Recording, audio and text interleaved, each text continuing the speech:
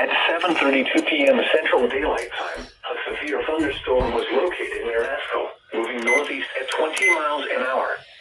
Hazard, 60 miles an hour wind gusts and quarter-size hail. Source, radar indicated. Impact, hail damage to vehicles is expected. Expect wind damage.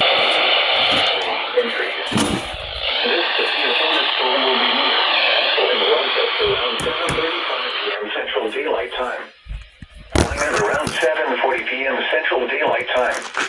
Other locations impacted by the severe thunderstorm include US 277 near the Haskell-Knox County line. For your protection, move to an interior room on the lowest floor of a building.